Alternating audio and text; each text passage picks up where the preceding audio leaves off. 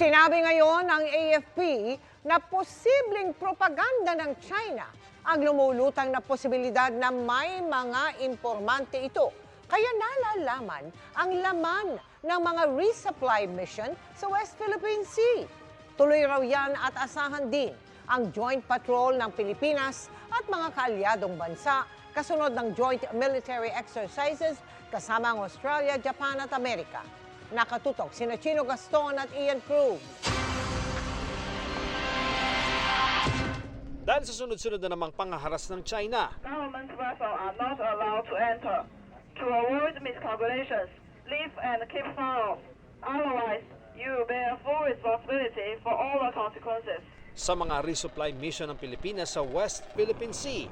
Sabi ng AFP Chief of Staff, sa tingin ko mukhang malabo ng matuloy yung sinasabi nilang proposal nila na magkaroon ng joint exercises with us. suspendido na rin ang pagpapadala ng mga sundalong Pilipino sa China para mag-aral kaugnay ng defense cooperation ng dalawang bansa.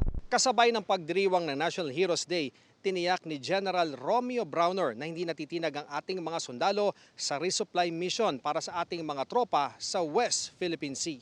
It is our right, it is our obligation to bring supplies to our soldiers who are posted sa mga isla natin at sa mga iba't ibang mga features that we are occupying. No special arrangement with China. No special arrangement with China. Hindi tayo nagpapaalam at hindi tayo kailangan magpaalam sa China para mag-resupply. Sa ngayon ay tinitingnan ng AFP na gumamit ng mas mabilis na supply vessels. Mahal din yung ginagawa nating operations, no? Sa gasolina, manpower. So kailangan mas maghanap tayo ng mga paraan para mas maging efficient. Kaugnay naman ng pagbomba raw ng China ng tubig sa supply boat ng Pilipinas noong August 5 dahil sa mga dalang material para ayusin ang kinakalawang na BRP Sierra Madre sa Ayungin Shoal. Nauna nang pinalutang ang posibilidad na baka may informante ang China ukol sa resupply mission. Iniimbestigahan na raw ito ng AFP pero ang lumalabas, Propaganda lang ng China yon because in the last resupply, no, hindi naman nila alam talaga kung ano yung laman. It is our right to repair it, to repair our BRP Sierra Madre kasi that is a commissioned Philippine Navy boat, ship. Huwag tayong diktahan ng kahit na anong bansa.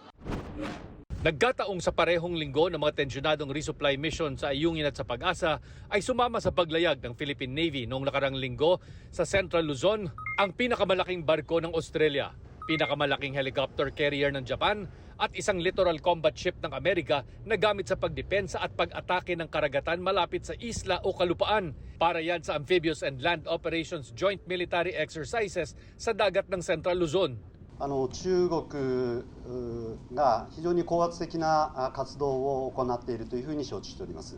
そういった中で我が国はFOIP、自由で開かれたインド太平洋という構想を持ってさまざまな取り組みを行っております。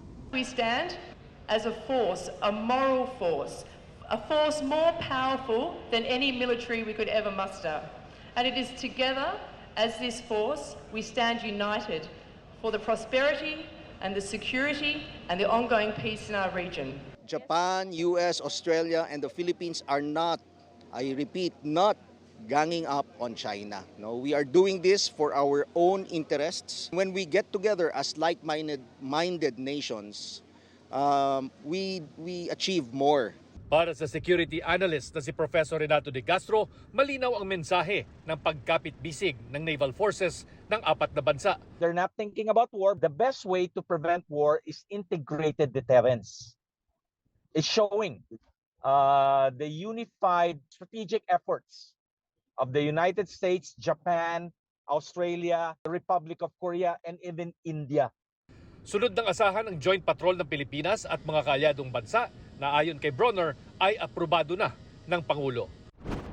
Para sa GMA Integrated News, Chino Gaston, Ian Cruz, Nakatutok, 24 oras.